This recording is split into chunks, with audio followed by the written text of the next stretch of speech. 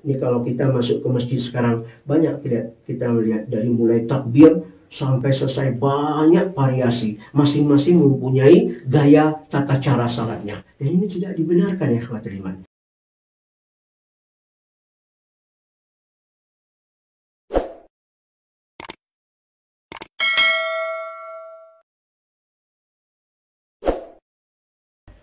Bismillahirrahmanirrahim. Assalamualaikum warahmatullahi wabarakatuh. Alhamdulillah Rabbil Alamin. Wabihi nasta'in ala umur dunia din. Assalatu wassalam ala nabina Muhammadin wa ala alihi wa sahbihi sallam. Wa man tabi'sa ila yawma tabathun amma ba' ikhwatul iman ukhtul mu'minah. Pemirsa yang dimuliakan Allah SWT, Alhamdulillah. Kembali pembahasan kita di pagi ini kita ambil tentang salat, tentang sifat salat yang dicontohkan Nabi Shallallahu Alaihi Wasallam. Memang kalau kita lihat akhir-akhir ini banyak bervariasi tata cara kita menegakkan salat, dari mulai takbir sampai assalamualaikum. Kalau kita lihat di dalam firman Allah, dalam sabda Nabi Shallallahu Alaihi Wasallam, salat ini adalah ilmu wahyu. Dan di dalam hadis mutawatir, mana hadis mutawatir ini yang dijelaskan Allah di dalam Al-Quran dan yang dijelaskan juga Nabi SAW di dalam hadis-hadis beliau. Kalau kita lihat dari firman Allah SWT, banyak Allah mencantumkan yaitu tentang salat. Wa aqimus shalah wa atuz zakah wa aqimus shalah wa anfiqu mimma razaqnakum. Ini butuh penjelasan. Bagaimana kita mesti tahu tentang menegakkan salat, bayarkan zakat, maka Allah mengutuskan Rasul. Maka Allah Ta'ala, laqad kana lakum fi rasulillahi uswatun hasanah. Abdullah bin Mas'ud membaca qudwatun hasanah. Telah datang di sisi kita Rasulullah SAW, contoh yang sangat suri teladan. Bagaimana beliau mencontohkan? Beliau bersabda, "Shalli kama ra'aitum shalli." Salatlah kalian seperti kalian melihat aku salat. Kenapa? Karena ini ilmu wahyu. Tidak bisa kita belajar sendiri. Tidak bisa kita menegakkan salat dengan sesuka-suka kita. Rawahu Imam Bukhari. Arti kata, kalau memang tidak dicontohkan Nabi SAW, salat kita tidak seperti sifatnya salat Nabi SAW, maka kita akan banyak perbedaan. Dari mulai takbir. Di dalam riwayat sahih dari Abdullah bin Amr, idza arada Nabi SAW yusalli fa yastajil qiblah thumma yakabbar. Takbir. Kalau dia ingin sholat, beliau menghadap kiblat dan dia bertakbir. Takbir ada dua cara. Pertama, kita mengangkat tangan kita di dada. Ini mangkibi. Yang kedua di bawah daun telinga. Terus beliau bersedekap. Kan yudha'al ashimal, yani taht fawqal yamin. Dia meletakkan, dia bersedekap tangan kanannya, yakni di atas, yakni di atas tangan kiri. Ini. Dan dia meletakkan di dada, fi sadr, di dalam riwayat Imam Ahmad Bukhari. Dan juga pendapat Imam kita Syafi'i di bawah dada, tahta sadr, atau pendapat Imam Abu Hanifah yaitu fi surah atau tahta surah, di pusat atau di bawah pusat. Nah ini salah satu beliau mencontohkan kita. Karena yakabbar thumma yarfa'nya. Dia bertakbir, dia mengangkat tangannya. Atau dia barangin sama. Tangannya seperti begini. Atau dia takbir dulu, baru dia mengangkat tangan. Semua itu boleh kita lakukan. Nah ini yang dicontohkan Nabi SAW. Semua sakata haya. Kata Abu Hurairah, bi abi ente wa ummi ya Rasulullah. Laqad ra'aituka sakat. Yani sakta latifan. Berdiam sejenak. Matakul. Demi ibuku dan bapakku. Ini salah satu kemuliaan beliau menanyakan Abu Hurairah. Apa yang kau katakan setelah takbir? Apa yang kau baca? Kalau salah satu doa, ada beberapa doa yang dicontohkan Nabi. Allahumma ba'id baini khatayaya kama bainal masyriq wal maghrib. Ini bagus nih. Yang kedua, diriwayatkan oleh Ali bin Abi Thalib, wajjahtu wajhallati fataras samawati wal ardh. Ini juga boleh dibaca.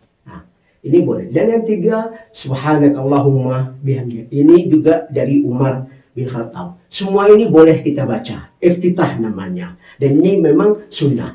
Terus beliau setelah itu bertawud minasyaitonir rajim. Ta'awudzubillah, barulah beliau membaca bismillah. Bismillah ini bisa dijaharkan atau boleh dijaharkan dan boleh disirkan. Tapi yang paling banyak disirkan. Hadis dari Aisyah, dari sahabat Nabi SAW, idza qama Nabi SAW faqabbar thumma sakata. Yani qara'a bismillah sir. Tetap dibaca tapi disirkan. Tapi ada juga beliau menjaharkan, pendapat Imam kita Syafi'i, maka dijaharkan boleh. Tidak ada masalah. Terus kita membaca Fatihah. Karena Fatihah ini rukun. Rukun ikhwatul iman. Hati-hati. Rukun salat itu Fatihah termasuk. Kalau misalnya kita baca Fatihahnya tidak bagus, ada lahnul jali, ada lahnul khafi. Artinya makhraj hurufnya tidak benar, merubah makna. Atau lahnul khafi, yaitu panjang pendeknya. Kita tidak memberikan anta'ti kullu harfan haqqahu. Ini baru juga makruh. Maka hendaklah seorang muslim dan muslimah ketika dia menegakkan salat, dia harus memperhatikan masalah bacaan ini. Terus kita membaca surat. Surat yaitu sunnah, silahkan baca apa saja yang kita hafalkan. Terus kita takbir ketika selesai membaca surat, takbir waktu mau ruku. Nah, kita ruku rata. Ketika kab'alamu ya fagutahru labi. Ketika dia curah air di dadanya tidak tumpah, Nabi SAW ketika rapi ruku. Terus kita i'tidal, mengangkat tangan. Jadi ada 3 tata cara mengangkat tangan kata ahli ilmu. Dari pertama waktu takbiratul ihram, kedua waktu kita ruku, terus ketiga waktu kita i'tidal. Nah, ini waktu i'tidal rapikan kembali dan jangan cepat-cepat. Dan ini salah satu sholat yang dicontohkan dari sunnah beliau, supaya kita sholat tidak ada bedanya. Ini kalau kita masuk ke masjid sekarang, banyak kita melihat dari mulai takbir sampai selesai banyak variasi. Masing-masing mempunyai gaya tata cara salatnya. Dan ini tidak dibenarkan ya ikhwatul iman. Islam sudah jelas, Islam sudah komplit. Al-yawma akmaltu lakum dinakum wa atmamtu alaikum ni'mati wa raditu lakum al-islam madina. Ittabi' dinuna dina tabi. Agama kita mengikuti. Ikutilah apa yang dicontohkan Nabi SAW. Kama Allah Ta'ala, kul in kuntum tahibbunallah fattabi'uni. Katakanlah, kalau engkau ingin lebih dicintai Allah, ikutilah. Maka dinuna dinu ittiba. Agama kita agama mengikuti. Ikutilah yang sebaik-baik yang telah dicontohkan Nabi SAW. Mudah-mudahan kita cukupkan sampai di sini. Dan kita akan menyambung tentang bab tata cara salat yang dicontohkan Nabi SAW. Billahi taufiq hidayah. Assalamualaikum warahmatullahi wabarakatuh.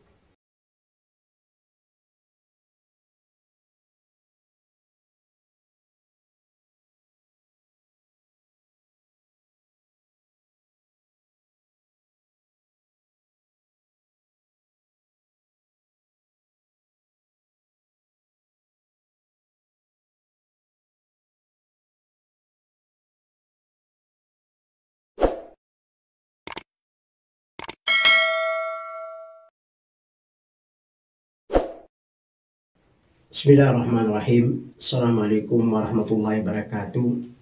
Alhamdulillah rabbil alamin wa bihi nasta'in ala umur dunya din.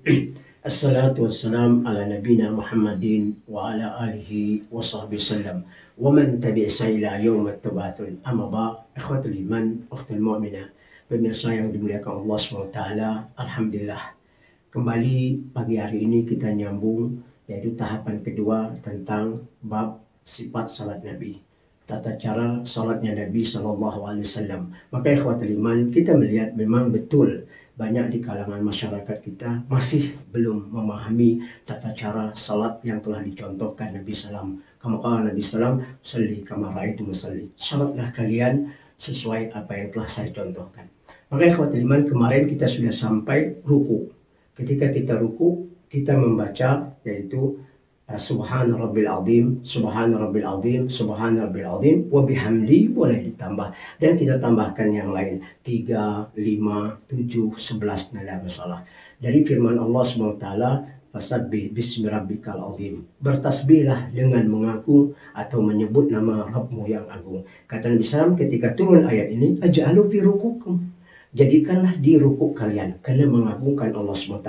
Setelah kita i'tidal, kita rapikan, kembalikan amud al-faqri, tulang rusuk yang di belakang ini secara betul-betul rapi, barulah kita sujud.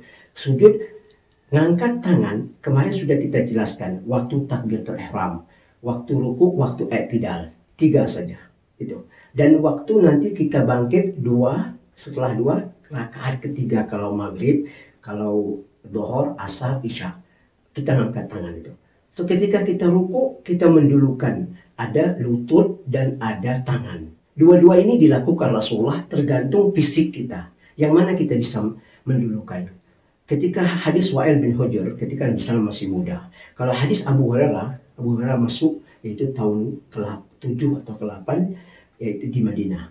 Hadis-hadis ini menjelaskan ketika umur Nabi SAW sudah 60. Maka Nabi SAW mendulukan tangan dan baru lutut. Kalau kita lihat ada 2 perumpamaan, al-ba'ir wal-ibil.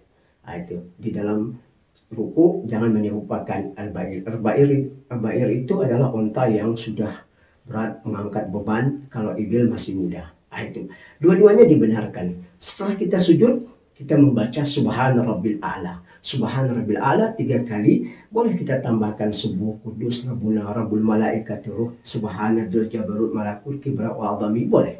Dan tidak usah kita tambah wa bihamdi, tidak usah. Kenapa? Ketika Nabi SAW turun ayat ini, Sabbihisma Rabbikal A'la. Kata Nabi SAW, aja'alu fi sujudikum. Nah ini sujud adalah doa. Memohon, meminta kepada Allah SWT. Abu Hurairah di dalam riwayat yang sahih, kata Nabi SAW di dalam sujud ini, aqraba ma yakun abdu, yani inda rabbih wa huwa sajid, fakthir doa. Seorang hamba itu sangat dekat di sisi Allah SWT. Waktu sujud, mohonlah banyak-banyak kita meminta doa. Fal yakin bil ijabah. Hendaklah kita yakin betul-betul doa kita itu diijabah oleh Allah SWT. Ketika di dalam surat Al-Alaq. Fasjud waqtarib. Sujud, dan pada sujud itulah kita dekat di sisi Allah. Maka kita fakir doa, banyak-banyak doa. Setelah selesai kita duduk, yaitu duduk di antara 2 sujud, istirahat. Apa kita baca? Allahumma rabbik firli warhamni wajburni warafa'ni wahdini wa'afini warzuqni. Ini ada 7. Boleh. Allahumma rabbik firli juga boleh. Nah, itu doa di antara 2 sujud. Terus kita sujud lagi. Sujud di antara 2 sujud dan kita sujud lagi dan kita baca seperti itu lagi, Subhana Rabbil A'la. Nah, ini kita lakukan. Jadi setiap rakaat seperti itu. Tasyahud. Kita tasyahud memang telah dicontohkan Nabi SAW. Tasyahud itu tasyahud pertama yaitu sunnah. Ahli ilmu sepakat bahwa tasyahud pertama itu adalah sunnah. Kalau kita misalnya lupa, kita bangkit rakaat kedua, langsung ke rakaat ketiga, kalau sudah berdiri nggak usah sujud, nggak usah kita duduk lagi, yaitu nggak usah. Kenapa? Karena itu adalah sunnah. Nanti sebelum Assalamualaikum kita sujud sahwi 2 kali. Amal tasyahud al-akhir itu adalah rukun. Itu di dalam penjelasan ahli ilmu. Apa yang kita baca di dalam tasyahud? Nah, ini salah satu diajarkan Nabi SAW. At-tahiyatillah. Salawatu taibatu. Assalamualaikum ayuhan Nabi wa rahmatullahi wabarakatuh. Asyhadu an la ilaha illallah wa asyhadu anna Muhammadar Rasulullah sampai selesai. Kecuali dalam pendapat Imam Syafi'i. Menambah Sayyidina Muhammad. Jadi kalau kita bermadai Imam Syafi'i, asyhadu an la ilaha illallah wa asyhadu anna sayyidina Muhammadar Rasulullah. Dan ini tasyahud kita menunjuk tata caranya ada ketika hadis Abdullah bin Umar, Wa'il bin Hujr. Langsung saja tasyahud dengan tangan memegang begini. 53 salat al-khamsin. Ini kita tunjukkan begini. Di dalam riwayat yang lain, Wa'il bin Hujr kan yuharrik, dia menggerak-gerakkan. Ada Imam Syafi'i kan yashir kita, hakada. Waktu asyhadu an la ilaha illallah dia menggerakkan tangannya 3 kali sudah. Maka ikhwatul iman, ada sedikit perbedaan di dalam hadis kalau kita lihat dari Abu Bakar, wa Umar, wa Utsman, wa Ali, Aisyah, karena dia hanya merubah dari hadis masyhur Abdullah bin Mas'ud. Assalamu ala Nabi. Dia tidak menyebut Assalamu alayka ayuhan Nabi. Kalau Abdullah bin Mas'ud dan sahabat ghairuhum, kalau lima kana Nabi sallallahu alaihi wasallam qulna assalamu alayka. Lima tawaffa Nabi, assalamu ala Nabi. Waktu Nabi hidup bersama kami mengucapkan yakni tasyahud assalamu alayka ayuhan Nabi. Tapi ketika Nabi meninggal, assalamu ala Nabi. Semuanya benar, semuanya boleh kita pakai sampai innaka hamidum majid. tambahkan sebelum kita assalamualaikum, Allahumma inni a'udzubika min adzab jahannam wa a'udzubika min adzabil qabr wa a'udzubika min fitnah mahya wa mat wa min fitnatil syarril masih dajjal. Boleh. Terus tambahkan lagi Allahumma aini dzikika husyukika wa husni ibadatik. Tambahkan doa-doa yang lain, barulah kita assalamualaikum. Nanti setelah selesai kita beristighfar, astagfirullah, astagfirullah, astagfirullah, dan Allahumma ajirna minar, Allahumma ajirna minar, Allahumma antas salam, dan selanjutnya. Karena istighfar itu penting. Kenapa? Kesalahan atau mungkin lupa dalam kita menegakkan salat, ada kurang khusyuk, kurang iman. Dengan istighfar itu Allah memaafkan kita, mengampunkan dosa kita, menerima salat kita, ibadah kita di sisi Allah SWT. Kita cukupkan sampai sini. Insyaallah kita akan nyambung tahapan ketiga. Mohon maaf. Billahi taufiq. Assalamualaikum warahmatullahi wabarakatuh.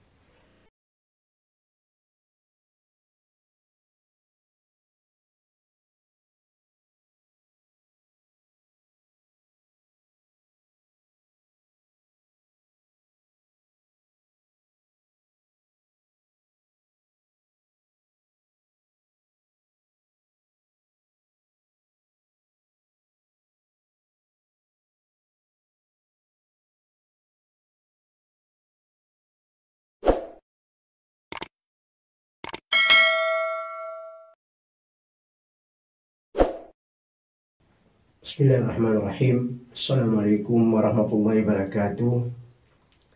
Alhamdulillah rabbil alamin wa bihi nasta'in ala umur dunya din. Assalatu wassalam ala nabina Muhammadin wa ala alihi wa sahbihi sallam wa man tabi'a ila yaumil tabatul amma ba'.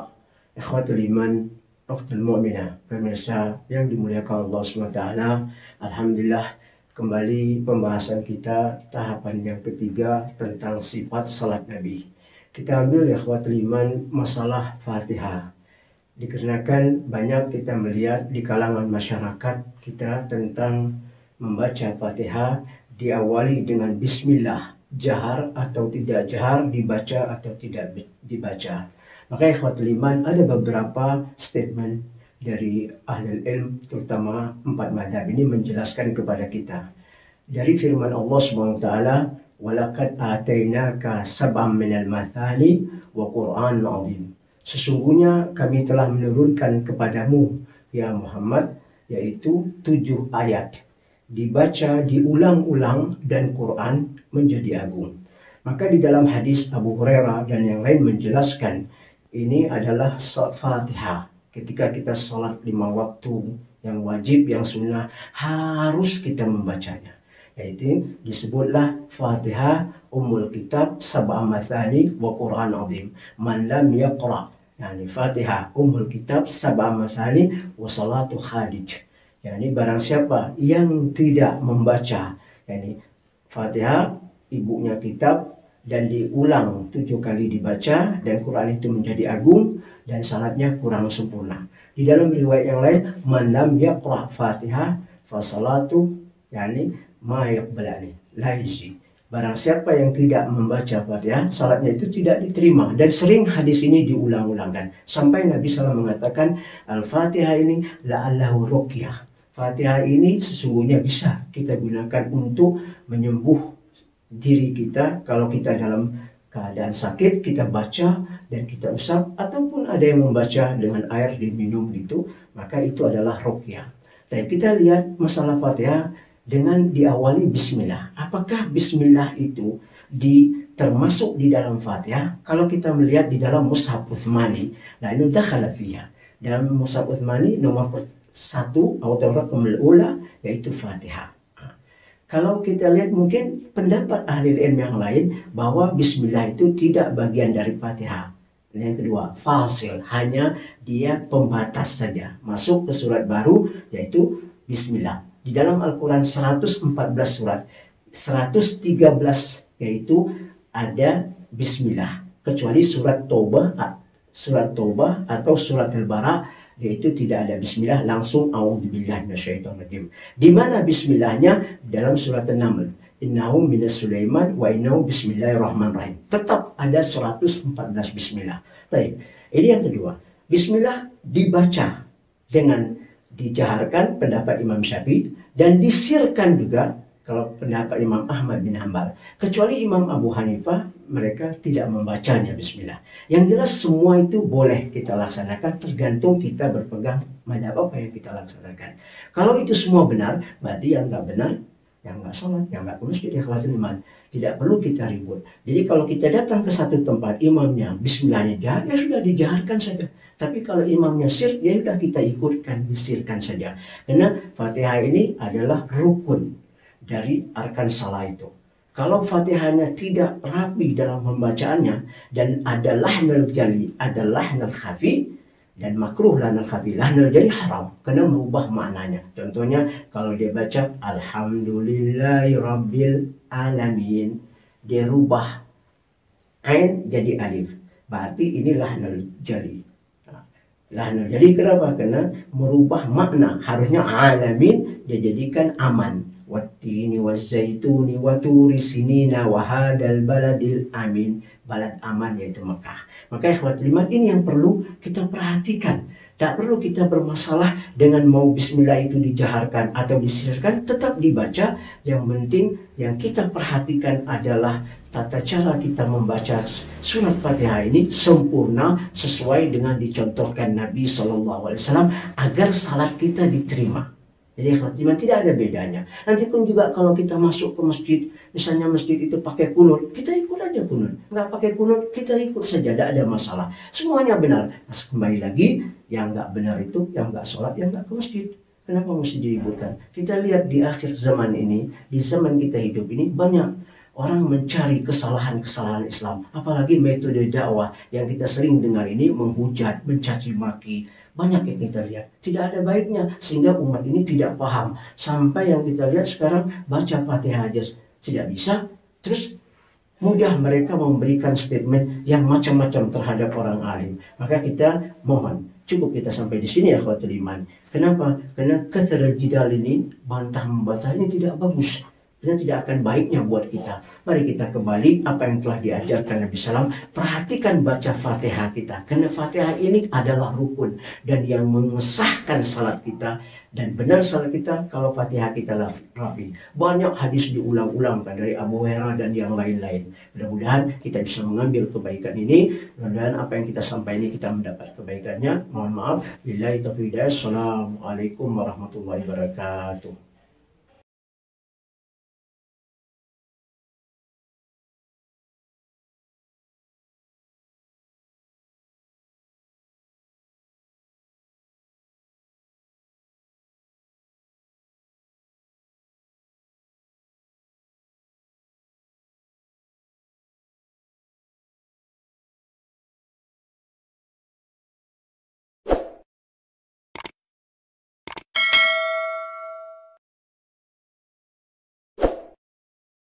Bismillahirrahmanirrahim. Assalamualaikum warahmatullahi wabarakatuh.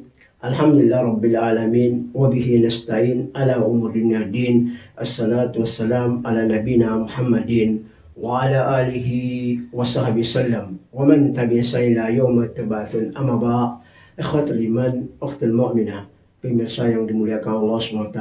Alhamdulillah, kembali pembahasan kita di pagi hari ini, tahapan keempat tentang membaca surat Fatihah di belakang imam. Kalau kita lihat dari firman Allah SWT di dalam surat Al-A'raf, kama Allah Ta'ala, wa idza quri'a al-Qur'anu fastami'u lahu wansitu la'allakum turhamun. Apabila Al-Quran dibacakan, maka hendaklah kita diam, dengar dan diam agar kita mendapat rahmat dan agar kita mendapat kebaikannya. Maka dari ayat ini, pendapat ahli ilm ada yang mengatakan membaca di belakang imam surat Fatihah memang dibolehkan. Kalau kita lihat dari pendapat tiga mazhab ini, kecuali Imam Abu Hanifah. Imam Abu Hanifah kalau salat berjamaah, dia tidak, al-ma'mum tidak membaca apa-apa, cukup mengikuti dengan takbir ihram saja, dengan takbir saja. Begitu imam angkat tangan, ikut saja, ketika ruku ikut saja, i'tidal sampai selesai assalamualaikum, begitu juga. Karena dalam hadis Abu Musa al-Asy'ari di dalam riwayat Imam Muslim, qala Nabi SAW, innama ju'ila imam litammu bihi fa idza qara fansitu fa idza kabbar fakabbaru fa idza qara fansitu. Sesungguhnya imam itu dijadikan untuk menyempurnakan salat makmum. Apabila imam membaca, hendaklah kalau imam bertakbir, bertakbirlah. Kalau imam membaca, hendaklah kita diam. Kata Imam Abu Hanifah, ini sesungguhnya di dalam salat. Karena imam itu adalah salah satu tanggung jawabnya menyempurnakan salat makmum. Dan pendapat imam lain yang berbeda. Katanya tetap kita membaca, yaitu makmum di belakang imam surat Fatihah setelah waladhdallin amin kita membaca sendiri di dalam hati. Dari hadis Abu Hurairah, Nabi sallallahu alaihi wasallam qol qasamtu shalah baina abdi nusfain. Aku bagikan salat di dalam riwayat Fatihah antaraku dan hambaku setengah-setengah. Wah, seorang sahabat menanyakan, ya Abu Hurairah, apakah kita membaca di belakang imam? Hal naqra'u wara khalfal imam? Qal na'am, aqra'u li nafsik. Baca sendiri. Kenapa? Karena di dalam hadis Nabi SAW, qasamtu shalah baini wa bainal abdi nisfain. Fa idza qal alhamdulillahi rabbil alamin, di sini adalah hamadah abdi. Wa idza qala ar-rahmanir rahim, thanani abdi. Wa idza qala maliki yaumiddin, majadil abdi. Di dalam hadis ini menjelaskan kita membaca di belakang imam apabila imam membaca alhamdulillah rabbil alamin, bahwa kita yaitu memuji Allah Ar-Rahman Ar-Rahim Malik Yaumiddin, memohon, meminta kebaikan, mengagungkan Allah SWT. Dan ini semuanya ketika kita mengatakan iyyaka na'budu, hada baina wa baina abdi, ini antaraku dan hambaku, sampai ghairil maghdubi alaihim waladhdallin amin, hada li abdi masal. Inilah untuk hambaku dan untuk hambaku yang bertanya, yang meminta, yang memohon. Maka seorang makmum boleh dia membaca surat Fatihah di belakang imam, tetapi dengan syarat dia membaca sendiri. Dengan syarat dia membaca sendiri, tidak berisik, tidak mengeraskan suara ketika imam setelah ghairil maghdubi alaihim waladhdallin amin baca sendiri. Ini di dalam salatul jahr. Salatul jahri kita bilang. Kenapa? Karena dari hadis ini menjelaskan kebaikan surat Fatihah atau di dalam salat itu antara kita dan Allah setengah-setengah pahalanya. Maka sebagian ahli ilmu mengatakan hendaklah kita membaca di belakang imam, walaupun itu di salat jahar. Apalagi di salat sir kita boleh membacanya, tetapi tidak mengeraskan suara dan tidak menganggukkan. Dan ini ikhwatul iman perlu seorang makmum biar dia bisa memahami apa yang kita jelaskan masalah ini, supaya agar dia mengambilkan kebaikan ketika dia menegakkan salat. Walaupun ini kita merasa mungkin ini mudah, tetapi banyak di kalangan masyarakat kita tidak memahami. Sehingga kita melihat apabila dia salat yaitu di belakang imam, ketika imam setelah baca Fatihah, dia membaca di belakang itu dengan mengeraskan suara, sehingga imam terganggu. Hendaklah dia membaca aqra' li nafsik, bacalah untuk dirimu sendiri. Ini ikhwatul iman yang bisa kita sampaikan. Ambillah kebaikan-kebaikan ini. Mudah-mudahan dengan kita menegakkan sesuai sholat yang dicontohkan Nabi SAW, yaitu dengan ittiba' sunnah, kita mendapat ganjarannya dan kita mendapat pahalanya, supaya amal ibadah kita diterima oleh Allah SWT. Kita cukupkan sampai sini. Mohon maaf. Lillahi taufiq hidayah. Assalamualaikum warahmatullahi wabarakatuh.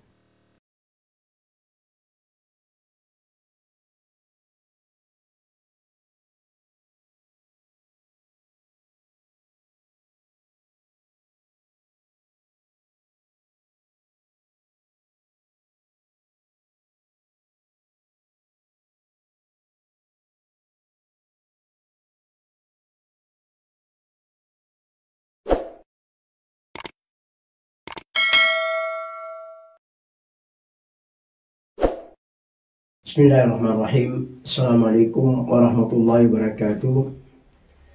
Alhamdulillah rabbil alamin, wabihi nasta'in ala umur dunia din. Assalatu wassalam ala nabina Muhammadin wa ala alihi wa sahbihi sallam wa man tabi'isa ila yawma tabathun. Amma ba' ikhwatul iman, ukhtul mu'minah, pemirsa yang dimuliakan Allah SWT. Alhamdulillah, kembali pembahasan kita kita ambil tentang tawarruk dan iftirash, atau iftirash dan tawarruk. Maka ikhwatul iman, di dalam firman Allah Subhanahu wa taala di dalam surat Ali Imran, "Qul in kuntum tuhibbunallaha fattabi'uni yuhibbukumullah wa yaghfir lakum dzunubakum." Di dalam hadis Nabi sallallahu alaihi wasallam, qal "Alaikum bisunnati wa sunnah khulafa'ir rasyidin mahdi min ba'di." Ayat ini dan hadis Nabi SAW ini menjelaskan salah satu agama kita, ad-dinuna dinu ittiba, agama yang mengikuti. Kenapa? Kalau kita ini lebih dicintai Allah SWT, ikutlah apa-apa yang telah dicantum Allah di dalam Al-Quran dan apa-apa yang telah dijelaskan Nabi SAW, ikutilah. Dan itu salah satu kebaikan, terutama tata cara kita beribadah atau menegakkan salat, mendekat diri kepada Allah SWT. At-tawarruk dan iftirash, atau iftirash dan tawarruk ini salah satu ikhwatul iman ketika kita, yaitu tasyahud pertama dan tasyahud kedua. Di dalam penjelasan ya ini Nabi SAW, hadis beliau ada dua makna, khutbah salat wa khutbah hajah. Ada khutbah untuk salat dan ada khutbah untuk kepentingan. Kalau khutbah untuk salat di waktu tasyahud at-tahiyatillah. Kalau khutbah untuk kepentingan, kebutuhan, ketika kita membuka sesuatu acara atau ceramah dengan innalhamdulillah.